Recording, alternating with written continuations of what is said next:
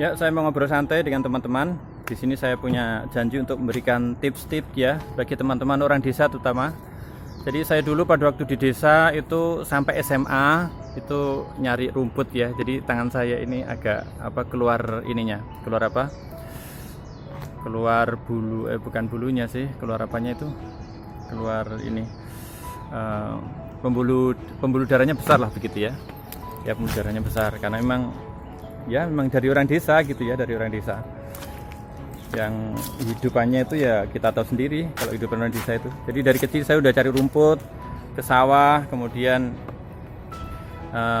mencari kadang juga dulu kita makan makanan haram sih, makan makan yang hidup di dua alam itu kodok itu dengan teman-teman. Terus di desa itu apalah yang dilakukan di desa itu sampai SMA.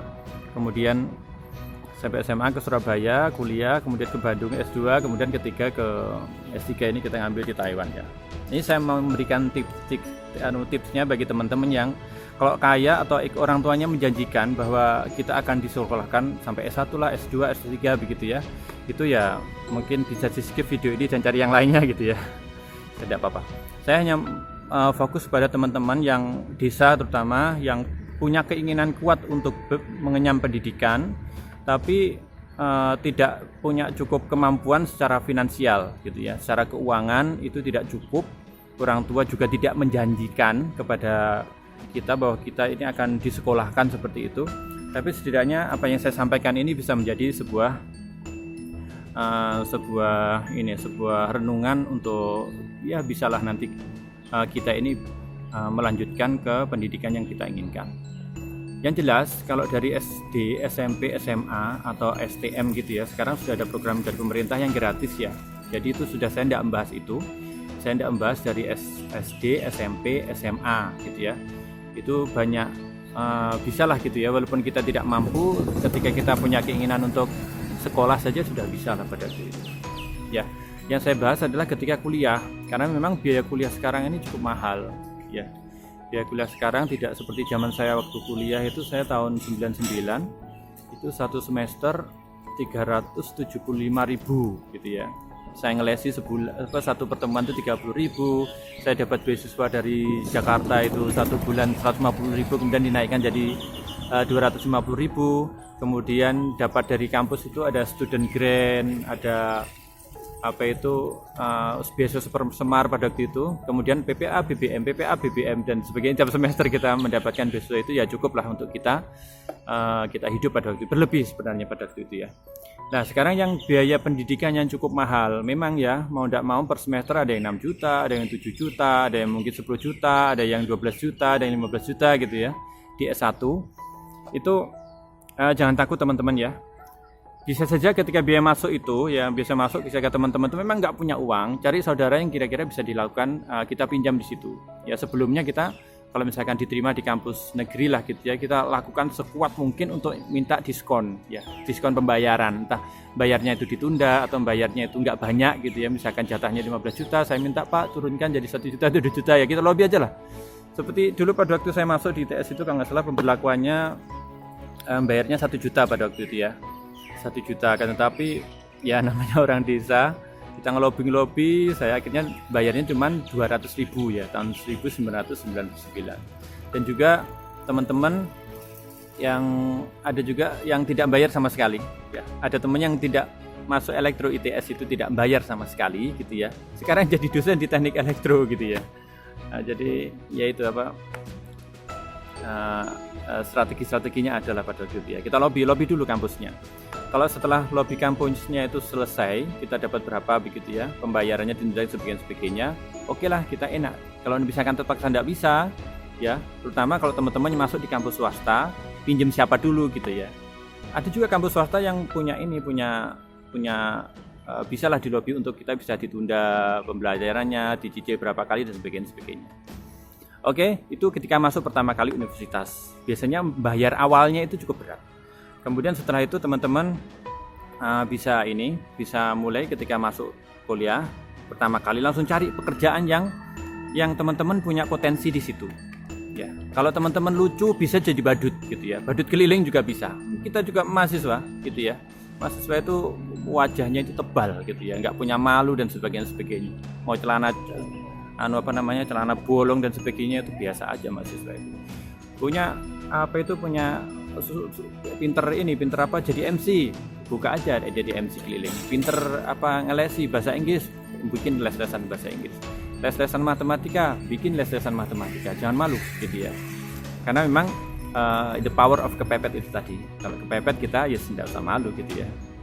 Yaitu cari pekerjaan sebisa mungkin yang bisa dilakukan. Ya. Itu. Jadi pekerjaan yang bebas sih gitu ya. Bisa juga teman-teman mengakal-akalinya ngambil kuliah yang Sabtu dan Minggu. Jadi Senin sampai Jumat kuliah, kerja. Nanti Sabtu Minggu kuliah di situ. Itu juga bisa. Ya, ada juga teman saya yang seperti itu. Yang akhirnya bisa sampai selesai, bisa kuliah di S1 gitu ya. Karena teman-teman sekali lagi kuliah itu akan ringan kalau sesuai dengan passion ya. Jadi teman-teman jangan sampai kuliah yang tidak sesuai dengan passion. Tidak sesuai dengan passion itu adalah kuliah teman-teman, misalkan teman-teman suka matematika, tapi teman-teman kuliah di IPS gitu ya, di hukum gitu, nanti udah kacau gitu ya. Ada teman-teman yang suka di IPS gitu tapi kuliah di tempat yang tidak sesuai dengan passionnya. Saya lebih fokus ke situ. Jadi kalau kita kuliah di tempat yang kita suka atau passion kita di situ, kita tidak terlalu berat. Belajarnya walaupun berat, walaupun susah materinya, kita belajarnya itu tidak berat karena kita menyukai materi itu. Ya. Itu yang penting sesuai dengan passion. Mau masuk swasta, mau masuk negeri, yang penting itu passion. Ya, saya lebih prefer sebenarnya teman-teman tuh kuliah, misalkan ya saya pengen masuk informatika, ITS tidak diterima, ITB tidak diterima misalkan begitu ya. Di kampus segini tidak diterima, saya mendingan informatika di kampus swasta. Daripada teman-teman ngambil S1 informatika ITB, kemudian pilihan pertama informatika ITB, kemudian pilihan kedua itu MIPA matematika, kemudian pilihan ketiga itu hukum ada begitu ya dan sebagainya. Itu saya tidak lebih prefer ketika teman-teman itu punya keinginan di informatik ya, pilihan pertama informatika, pilihan kedua itu informatika yang mana gitu ya, atau bidang yang ada informatikanya ya, tadi saya sebutkan matematika tadi ya, justru ada matematika informatik. Nanti kalau fisika masuk ke fisika fisika komputasi mungkin seperti itu, atau geomatika itu juga ada informatiknya di situ, tapi bikin aplikasinya terkait dengan geologi dan sebagainya. Jadi yang sesuai dengan passion ya, sesuai dengan passion itu yang menurut saya itu harus dengan passion. Jangan sampai banyak kasus-kasus teman-teman itu yang ketika di tengah perjalanan baru menemukan jati dirinya, itu akhirnya tidak maksimal di dalam belajarnya, tidak maksimal di dalam otomatis semuanya tidak maksimal, bahkan akhirnya bikin sesuatu di tengah perjalanan gitu ya. Ketika semester 3, semester 4 itu bermain-main dengan sesuatu di bidang orang lain. Misalkan saya masuk ekonomi nih, ternyata semester 3 saya suka coding, akhirnya saya belajar coding, ekonomi saya tidak perhatikan, saya belajar coding aja gitu ya. Jadi kan kita mempelajari sesuatu di ekonomi itu kita tidak ada passionnya, jadi nggak menarik ya. Itu pilihan itu ya. Kembali lagi ke masalah biaya tadi ya, jadi cari kerjaan bisa sangat memungkinkan. Paling buruk itu menemui orang kaya lah begitu ya, Pak saya mau kuliah, loh terus kenapa Mas? Saya mau jadi tukang kebun di sini Pak, tapi bayarin uang kuliah saya. Lah bisa saja seperti itu. Strateginya itu banyak. Yang penting gimana caranya, dengan cara yang halal kita tetap bisa melaksanakan kuliah di S1. Ya, itu S1.